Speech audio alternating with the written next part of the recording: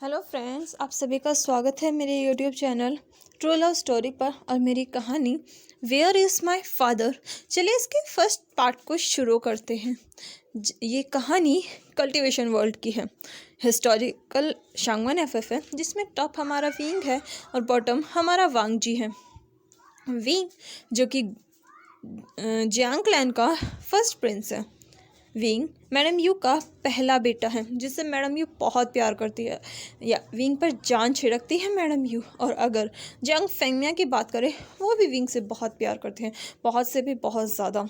और विंग के दो छोटे छोटे भाई बहन हैं, जिनमें एक उसका भाई आचिंग यानी कि जियांग चैन है, और वहीं उसकी बहन जियांग यानली, जिससे विंग बहुत प्यार करता है। विंग अपने ब्रदर और सिस्टर के साथ काफ़ी खुश रहता है। विंग को स्वॉर्ड फाइटिंग का बहुत शौक है, उसकी स्वॉर्ड फाइटिंग बहुत अच्छी है। विंग थोड़ा नॉटी है, हमेशा शरारत करता रहता है, जिस वजह से उसे जियांग फेंगमिया से डांट पड़ती है, लेकिन उसे हर बार मैडम यू बचा लेती है। विंग की ढाल है मैडम यू, हर वक्त विंग को बचाती है, और विंग इस चीज़ का पूरा फ़ायदा उठाता है। वो हर बार जियांग फेंगमिया को प्रोवोक करता है, फिर मैडम यू के पीछे छुपकर बच जाता है। और अगर हम बात करें हमारे फर्स्ट मेन लीड की, यानी कि हमारे लवांग की, लान वांग जी लैन क्लैन का सेकंड जेड प्रिंस है। वांग जी की ब्यूटी के चर्चे पूरे कल्टीवेशन वर्ल्ड में है। विंग ने भी सुना है गुसू का सेकंड जेड प्रिंस बहुत हैंडसम है। विंग भी उससे एक बार तो देखना ज़रूर चाहता है, लेकिन उसे मौका कहाँ मिलता है। जियांग फेंग में हर बार विंग को छोड़कर चले जाते हैं, लैन कभी लेकर ही नहीं जाते। लेकिन अब विंग को मौका मिला है, क्योंकि विंग को जियांग यानली और आचिंग को इनविटेशन मिला है पूरा एक साल गुसू में पढ़ने का। ये मौका भला हमारा विंग कैसे छोड़ देता। विंग अपना बैग पैक करता है, अपनी पोटली अपने कंधों पर डालता है और निकल पड़ता है गुसू के लिए। उसके साथ उसकी सिस्टर और उसका ब्रदर आचिंग भी साथ चलता है। वो लोग हंसते बातें करते खाना खाते मस्ती करते हुए गुसू के लिए निकल पड़ते हैं। विंग इनविटेशन को संभाल कर रखता है, क्योंकि ये चीज़ जियांग फेंगमिया ने उसे डांट कर बताई थी कि विंग इनविटेशन मत खोना, विंग इनविटेशन का ध्यान रखना, विंग ध्यान है ना, इनविटेशन रख लिया ना। जिस पर विंग ने अपनी हार मान कर कहा, हाँ फादर, इनविटेशन मेरे पास है, मैं उसे अपने आप से अलग ही नहीं करूँगा। जिसके लिए जियांग फेंगमिया ने गहरी सांस ली, क्योंकि विंग का कोई भरोसा नहीं, विंग कहीं मस्ती में लग जाएगा और इनविटेशन गया तेल लेने। विंग सीधा गुसू के लिए निकल पड़ता है। वहीं वो सीधा गुसू में जाता है, जहां वो अपना इनविटेशन दिखाकर जैसे ही अंदर जाता है, वो देखता है कि सभी लोग किसी पर्सन को ग्रीट कर रहे हैं, उसकी तरफ देख रहे हैं। ये देखकर विंग उस तरफ जाने लगता है। तभी उसे आवाज़ आती है, ब्रदर वी, आप आ गए। जो सुनते ही विंग अपनी नज़रें उस तरफ दौड़ाता है, जहाँ एक चुलबुला सा लड़का दौड़ते हुए आ रहा था। तभी उसे कुछ याद आता है, वो रुकता है, आराम से चल कर आता है। ये देखकर विंग को हंसी आ जाती है, और वो उससे पूछता है, नी हुसैन। हाँ, ये हमारा नी हुसैन है, जो कि नी कबीले का सेकंड प्रिंस है। नी हुसैन आकर कहता है, ब्रदर वी, आप आ गए, आपको पता है मैंने आपका कितना वेट किया। जिस पर विंग कहता है, हाँ पता है मुझे कितना वेट किया तुमने। फिर वो उस तरफ देख कर कहते हैं, वैसे ये लोग किसे देख रहे हैं। जिस पर नी हुसैन अपने बालों को उड़ाते हुए कहता है, और किसे, आपको नहीं पता, गुस्सू के सेकंड जेड प्रिंस को देख रहे हैं।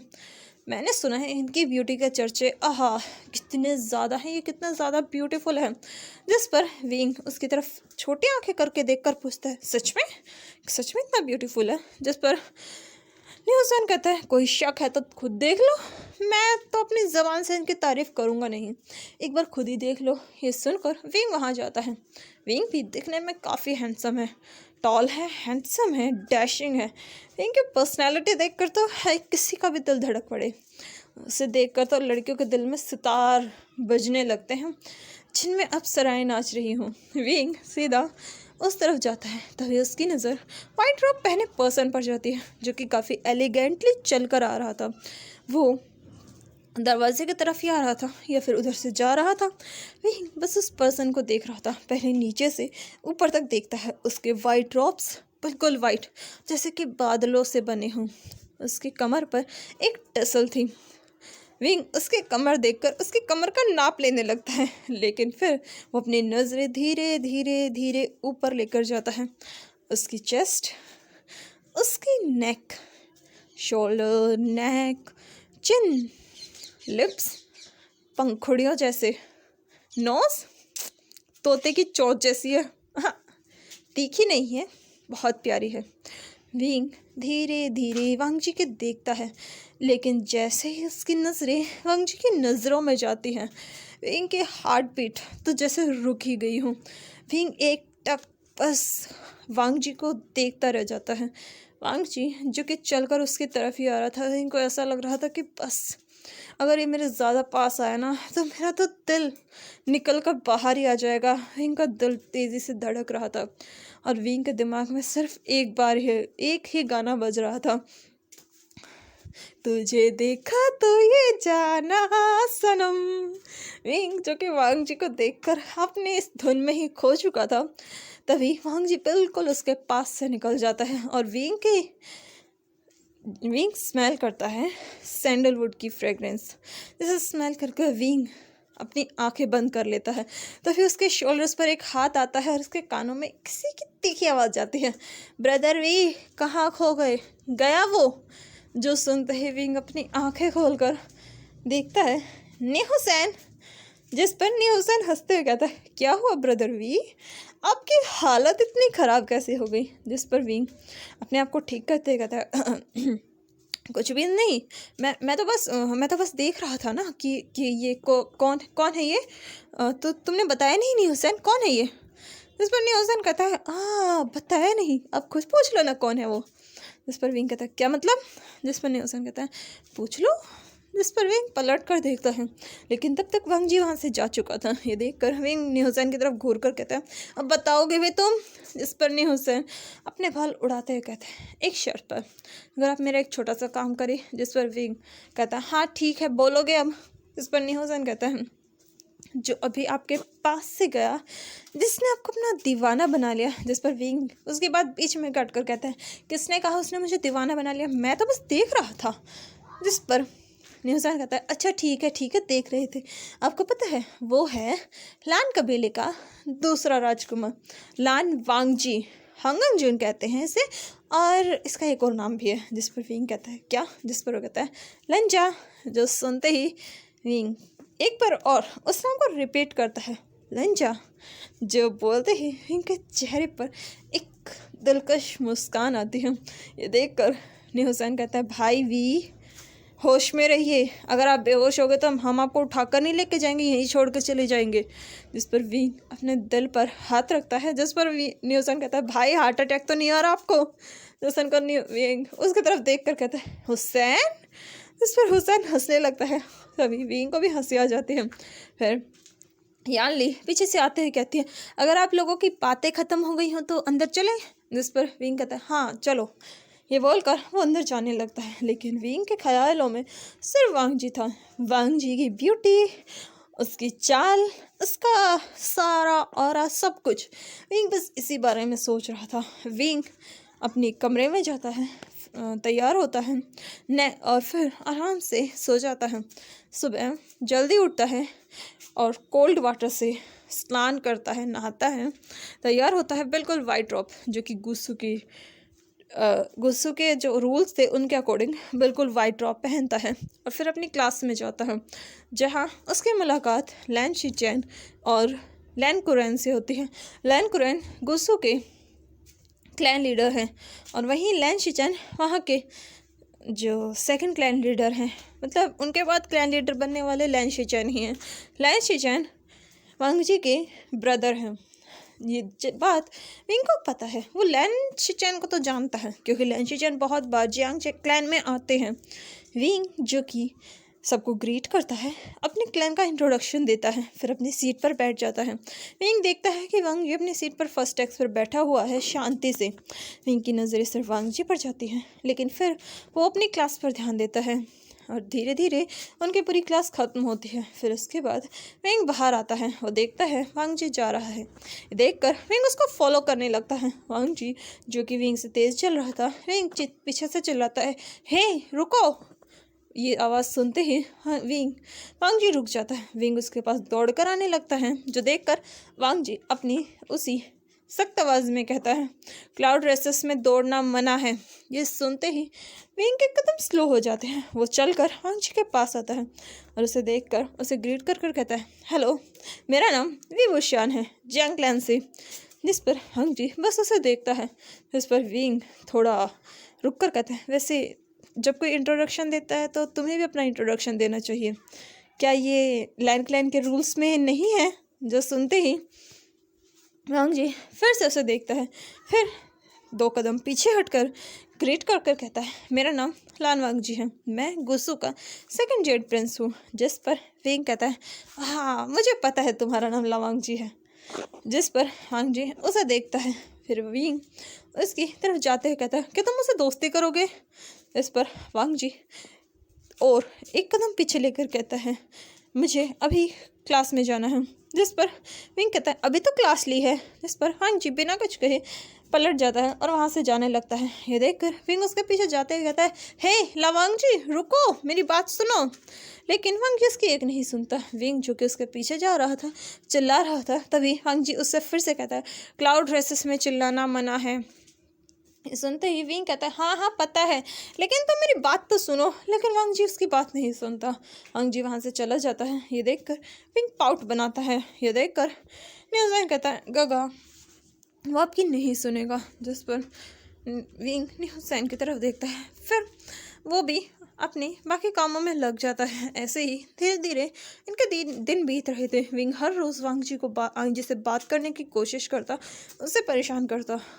ऐसे ही उन दोनों के बीच इंट्रैक्शन होने लगता है।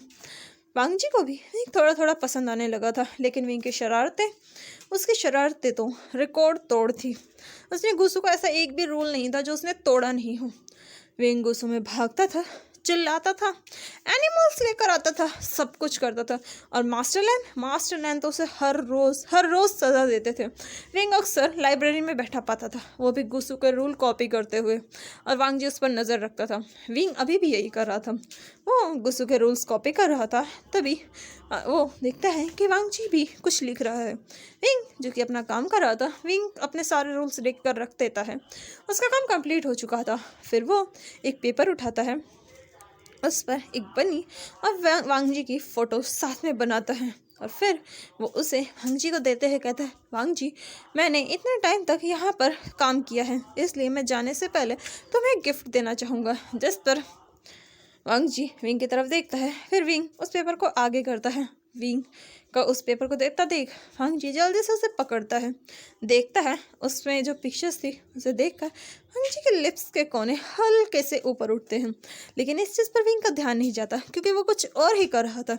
विंग वांग जी की हैंडराइटिंग देख रहा था, जो कि काफ़ी ब्यूटीफुल थी। फिर विंग कुछ सोचता है, उस बुक को जो कि वांग जी पढ़ रहा था, लिख रहा था, उसे उठाता है, उसकी जगह एक और बुक रख देता है, जिसमें कुछ अलग ही पिक्चर्स और फोटोज़ थी।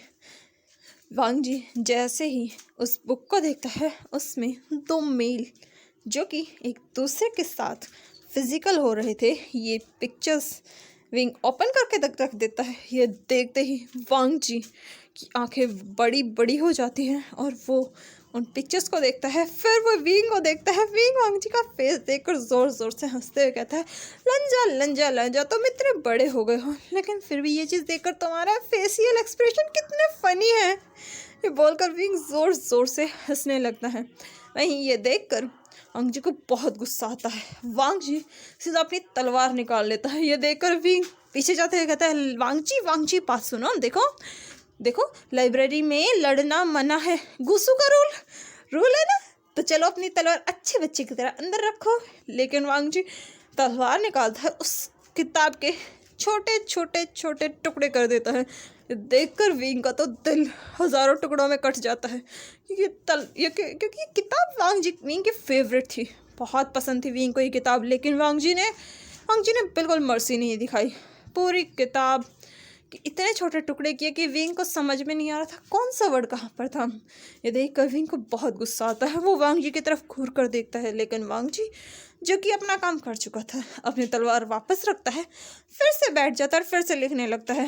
यह देखकर विंग गुस्से से कहता है, लान वांग जी, तुम्हारी हिम्मत कैसे हुई मेरी किताब की ये हालत करने की। जिस पर वांग जी अपनी स्ट्रिक्ट फेस के साथ विंग की तरफ देखता है और कहता है, निकलो यहाँ से। जो सुनते ही विंग गुस्से से कहता है, लान वांग जी। लेकिन वांग जी विंग को कोल्डली देखता है। देखकर विंग अपना पैर पटकता है और कहता है, मैं जा रहा हूँ और अब देखता हूँ तुम कैसे मुझसे बात करते हो। इस पर वांग जी कुछ नहीं कहता, विंग वहाँ से चला जाता है।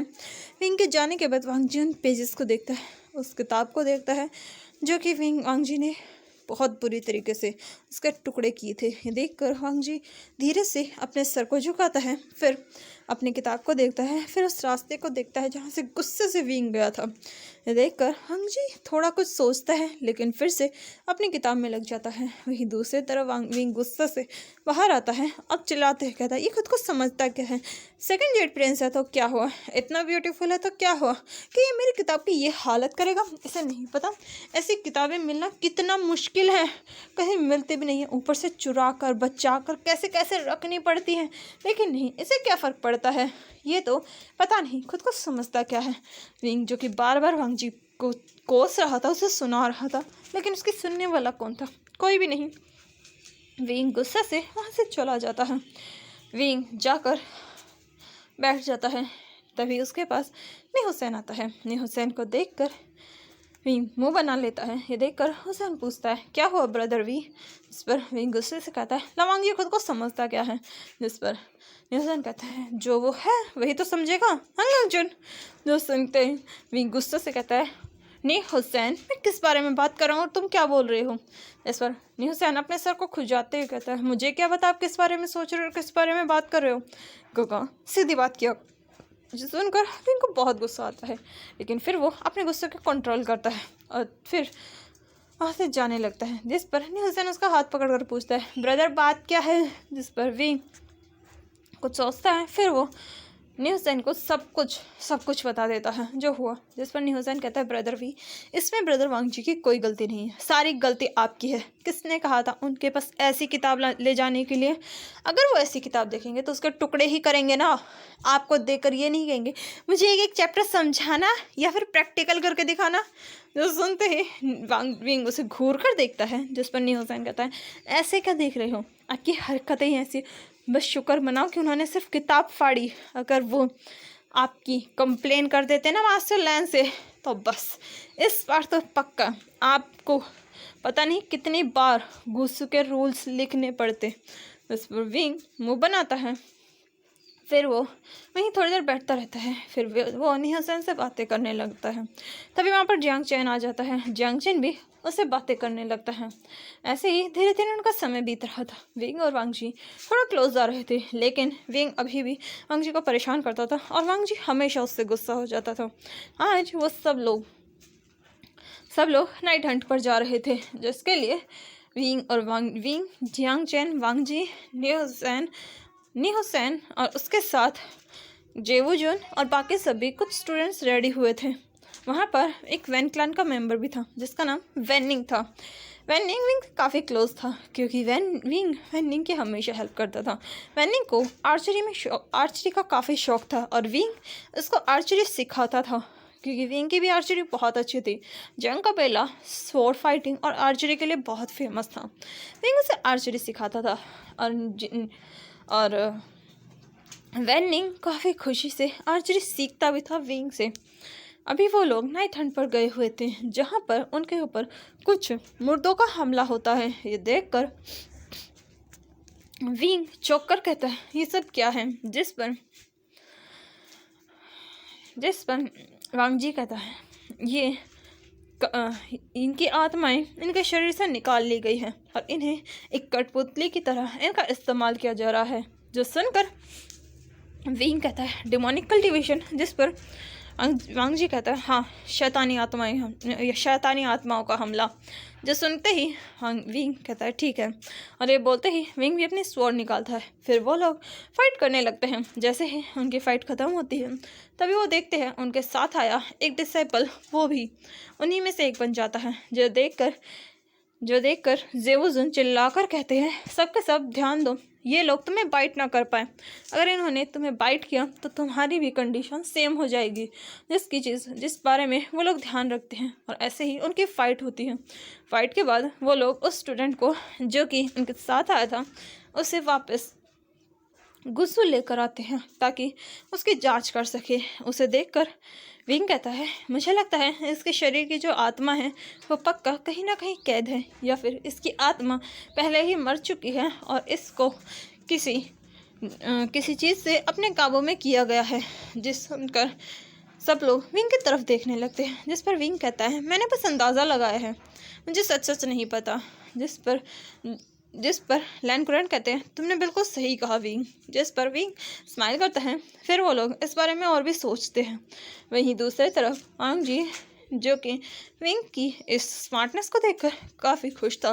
उसे पता चलता है विंग को भी बहुत ज़्यादा नॉलेज है, क्योंकि उसकी नज़रों में विंग को कुछ नॉलेज नहीं थी। फिर वो लोग थोड़ा और टाइम ऐसे ही लोगों की हेल्प करते हैं, अपने गुस्सों में स्पेंड करते हैं। देखते ही देखते कब 3 महीने हो जाते हैं, किसी को पता ही नहीं चलता। अभी वांग जी जो कि बाथ ले रहा था, यानी कि वो ठंडे पानी के झरने में नहा रहा था, और ये सिर्फ विंग की वजह से था। विंग जिसने वांग जी के और खुद को दोनों को फंसा लिया था। विंग लास्ट नाइट वाइन लेकर आया था और उसने वाइन वांग जी को भी पिला दी थी ताकि वांग जी भी थोड़ा इन्जॉय कर सके। और इस बारे में लैनकुरन को पता चल चुका था और उसने दोनों को पनिशमेंट दी थी। और फिर अभी वांग जी जो कि कोल्ड स्प्रिंग में नहा रहा था, वहीं तभी वहाँ पर विंग आता है। विंग खुद भी कोल्ड स्प्रिंग में आ जाता है, क्योंकि विंग को भी तो चोट लगी थी। विंग कोल्ड स्प्रिंग में नहाने लगता है। ये देखकर वांग जी वहाँ से उठ जाता है। विंग उसे खींचता है, अपने साथ ज़बरदस्ती बैठाकर कहता है, वांग जी ऐसे मुझसे दूर मत भागो, हम बस यहाँ पर बात लेंगे। जिस पर वांग जी विंग की तरफ घूर कर देखता है, लेकिन वांग जी के कान बिल्कुल रेड हो चुके थे। वो विंग से अपना हाथ छुड़ाता है और वहाँ से थोड़ा और पास दूर जाने लगता है। विंग उसके पीछे पीछे चल रहा था। विंग उसे रोकते ही कहता है, वांग जी रुको, हम नहा तो रहे हैं, तुम ऐसे क्यों भाग रहे हो। लेकिन वांग जी उसकी बात नहीं सुनता। ऐसे ही चलते चलते वो दोनों गलती से पानी में डूब जाते हैं। विंग को तो कुछ समझ में नहीं आता, लेकिन जब थोड़ी देर बाद उसकी आँख खुलती है तो वो एक अलग ही प्लेस पर था। विंग को पता नहीं था ये कौन सी जगह है। वो उठकर बैठता है, तभी वो देखता है कि वांग जी उसके पास खड़ा है। ये देखकर विंग को कुछ समझ में नहीं आता। विंग देखता है तो ये पूरी जगह बर्फ़ से कवर थी, यहाँ पर ठंड ज़्यादा थी। विंग उठता है, देखता है और आसपास वो लोग जाने लगते हैं। तभी वांग जी की नज़र एक गुचिन पर पड़ती है, जो कि वहाँ बर्फ़ की सिल्ली पर रखी हुई थी। जो देखकर वांग जी उस तरफ जाने लगता है। देखकर विंग भी उसके पीछे जाता है, पर तभी उन पर हमला होता है। ये देखकर विंग अपनी स्वॉर्ड जो कि वो नहीं लेकर आया था उसे ढूंढने की कोशिश करता है, पर विंग को पता चलता है कि वो बिना स्वॉर्ड के आया है। ये देखकर विंग काफ़ी परेशान हो जाता है। तभी वांग जी अपने स्वॉर्ड आगे कर देता है और बच जाता है। विंग को प्रोटेक्ट करता है, लेकिन इन पर बार बार हमला हो रहा था, इसलिए वांग जी अपना फॉरेड रिबन दोनों के हाथों पर टाई करता है। फिर वो दोनों उधर जाते हैं जहाँ पर उन्हें एक लेडी मिलती है। ये सिर्फ उनकी स्पिरिट थी। उन्हें देखकर वांग जी उन्हें बॉक करता है, क्योंकि ये लैन क्लैन के एंसेस्टर थे। विंग भी उन्हें बॉक करता है। फिर वो उनसे बात करते हैं, जहाँ वो उन्हें बताती है कि वो लैन क्लैन की एंसेस्टर है और बाओशन सेरन की कल्टीवेशन पार्टनर। जिस पर विंग कहता है, बाओशन सेरन। फिर विंग कुछ सोचकर कहता है, वो तो मेरी ग्रैनी है। जिस पर लैनी खुश होकर कहती है, तो तुम ज़रूर कांग्से सेरन के बेटे होगे। जिस पर विंग हाँ में सर हिलाता है। वहीं वांग जी जो कि विंग की तरफ देख रहा था, उसे नहीं पता था कांग्से सेरन कौन है, और बाओशन सेरन के बारे में वो बस थोड़ा बहुत जानता था। वहीं लैनी काफ़ी खुश हो जाती है और वो कहते हैं, इसका मतलब हम दोनों रिलेटिव हैं। जिस पर विंग स्माइल करता है। तभी वांग जी पूछता है, आप यहाँ कैसे आई। जिस पर लैनी उस गुचिन को दिखाते कहती है, मैं इसकी वजह से यहाँ पर हूँ, ये यहाँ पर कैद हो चुकी है और जब तक इसे कोई बाहर नहीं लेके जाएगा तब तक मैं फ्री नहीं हो पाऊंगी। मैं इसकी प्रोटेक्शन कर रही हूँ। और साथ में एक और चीज़ की, जिस पर विंग पूछता है क्या। तभी लैनी कुछ गिराती हैं। वो देखते हैं तो वहाँ पर एक काले रंग का पत्थर था। ये देखकर विंग पूछता है ये क्या है, जिस पर लैनी कहती है ये यिन लोहा है, इसमें सारी डिमोनिक कल्टीवेशन है, इसके अंदर बहुत ज़्यादा डिमोनिक पावर है, नफ़रत की ऊर्जा है और ये यहाँ पर कई सालों से कैद है। मैं इसे यहाँ से कोई ना लेकर जाए इस चीज़ की प्रोटेक्शन कर रही हूँ। और अब तुम लोग यहाँ आ गए हो, तुम लोग हमारे पूर्वज, तुम लोग हमारे बच्चे हो और हमारी आगे के जनरेशन हो। मैं अब इन सब की जिम्मेदारी तुम्हें देती हूँ। जिस पर विंग कुछ कहता है तभी वांग जी विंग को रोक देता है। वो दोनों उन्हें बो करते हैं, लेकिन वांग जी विंग से ज़बरदस्ती 3 बार बो करवाता है। ये देखकर लैनी स्माइल करती है और वो उन्हें अपनी ब्लेसिंग देते हैं, जो कि इनको बिल्कुल समझ में नहीं आती। और वो लोग फिर उस लोहे को लेकर वहाँ से चले जाते हैं। जैसे ही वो लोग बाहर आते हैं, सब लोग उन्हें ढूंढ रहे थे क्योंकि उन्हें गायब हुए 1 हफ्ता हो चुका था। विंग और वांग जी मास्टर लैन कुरैन के पास जाते हैं, जहाँ उन्हें सब कुछ बताते हैं। ये जानकर मास्टर लैन कुरैन भी उनकी बात मान जाते हैं। फिर विंग और वांग जी फैसला करते हैं कि वो इस मिस्ट्री को सुलझाएंगे। आखिर इस लोहे के और टुकड़े भी होंगे और वो उन्हें ढूंढने के लिए चलते हैं। वो पता करते हैं कि आखिर कौन इतनी ज़्यादा प्रॉब्लम खड़ी कर रहा है, क्योंकि बहुत ज़्यादा बार हमले हो चुके थे, बहुत सारे लोग इस चीज़ से इफ़ेक्टिव हो चुके थे, जिस वजह से वो लोग इस परेशानी की जड़ तक जाने की कोशिश करते हैं।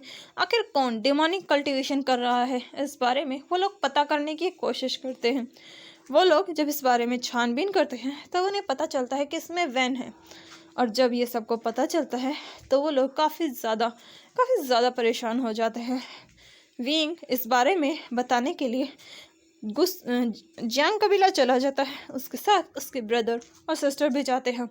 वांग जी को ये चीज़ अच्छी तो नहीं लगती, लेकिन फिर भी वो विंग को जाने देता है। विंग जब जियांग कबीला आकर अपने फादर को सब कुछ बताता है, तब जियांग फेंगमिया ये सुनकर काफ़ी ज़्यादा परेशान हो जाते हैं और वो इस बारे में लैन कबीला में बात करने के बारे में सोचते हैं। वो वहाँ पर जाने के लिए निकल जाते हैं, लेकिन जब वो वापस आते हैं कुछ दिनों बाद, तब वो बताते हैं कि लैन कबीला पूरी तरीके से तबाह हो चुका है। ये जानकर विंग काफ़ी ज़्यादा चौंक जाता है।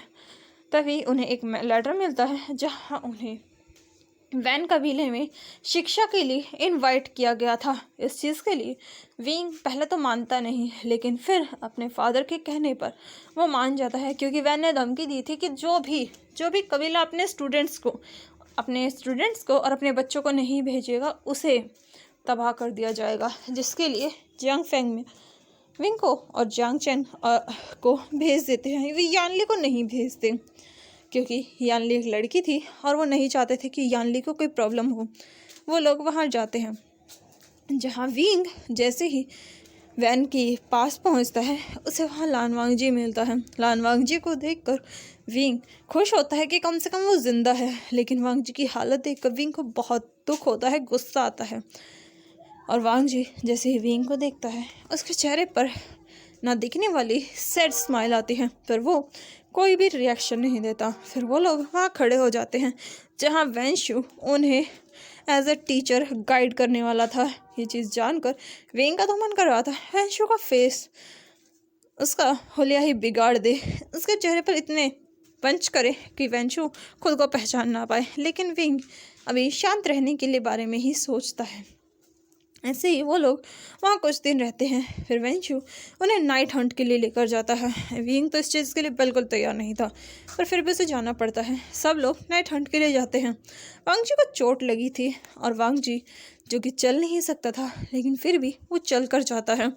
वैंशु उन्हें शेन्यू केव में लेकर जाता है, जहाँ वो उन्हें सीधा शेन्यू केव में नीचे फेंक देता है। वो सब लोगों को फेंकता है ताकि वो देख सके कि यहाँ पर कोई खतरनाक बीस्ट तो नहीं है, अगर होगा तो इन सबको ही मार देगा। फिर वो नीचे जाता है, जहाँ उसे एक शेन्यू मिलता है जो कि उन पर अटैक कर देता है। उसके अंदर डिमोनिक एनर्जी थी। विंग को इस बारे में पता चलता है, लेकिन वेंशु उन सबको वहाँ कैद कर कर खुद भाग जाता है। विंग ये देखता है, फिर वो सबको गाइड करता है और सब लोग वहाँ से बाहर निकलते हैं, क्योंकि वहाँ पर एक और रास्ता था जो कि पानी से था। विंग सबको बाहर निकालता है, लेकिन वांग जी और विंग जो कि सैनियों को रोकने में लगे हुए थे, जिस वजह से दोनों बहुत ज़्यादा इंजर्ड हो जाते हैं। विंग चल नहीं पाता और वांग जी भी चलने के काबिल नहीं था। सब लोग तो निकल जाते हैं, लेकिन वो दोनों वहीं फंस जाते और सैन्य भी बहुत ज़्यादा गुस्से में आ चुका था। इस वजह से वो उन्हें जाने नहीं देता। विंग वांग जी को एक सेफ छोटी सी केव में लेकर जाता है, उसकी ड्रेसिंग करता है, उसके पैरों पर जो चोट लगी थी उस पर मरहम पट्टी करता है। विंग के पास थोड़ी बहुत मेडिसिन थी, विंग उसे वांग जी के पैरों पर अप्लाई करता है। तो चलिए मिलते हैं इसके नेक्स्ट पार्ट में, देखते हैं क्या होता है आगे। क्या विंग और वांग जी यहाँ से सेफ निकल पाएंगे, या फिर उनके जो प्यार है, उनका जो पहली नज़र का प्यार था, क्या वो इस प्यार को एक्सप्रेस कर पाएंगे, बता पाएंगे कि वो एक दूसरे को पसंद करते हैं या नहीं। देखते हैं इसके नेक्स्ट पार्ट में। तब तक के लिए मेरे चैनल को लाइक कीजिए, शेयर कीजिए एंड सब्सक्राइब कीजिए। और हाँ मुझे कमेंट आया था कि मैं एक मॉडर्न शांगवन एफएफ भी लेकर आऊँ, क्योंकि मेरे कुछ व्यूअर्स ऐसे हैं जो मॉडर्न शांगवन चाहते हैं, और वो कह रहे हैं कि वोट ज़्यादा हिस्टोरिकल के लिए आया है, तो आप मॉडर्न नहीं लेके आएंगी। तो मैं बता दूं कि मैं ट्राई करूँगी कि मैं मॉडर्न भी लेकर आऊँ शांगवन एफएफ। हालांकि मेरे दिमाग में है एक स्टोरी, जिसे मैं एक छोटा सा बनाकर आपको भेजूँगी टीज़र, जिससे आप देखकर बता सकते हैं कि हाँ ये वाली अच्छी है, आप ये वाली स्टार्ट कीजिए। मैं आपको एक छोटा सा उसका छोटी सी स्टोरी लाइन बताऊँगी, तब आप उसे पर सुन सकते हैं, फिर स्टोरी को कंटिन्यू करेंगे। वो एक मॉडर्न शांगवनी है। तो चलिए मैं आपको बताती हूँ थोड़ी, शायद कल तक वो वीडियो आ जाए या फिर आज भी आ सकती है, मैं कंफर्म नहीं बता रही, क्योंकि मेरे पास टाइम का और नेट का दोनों का शॉर्टेज होता है।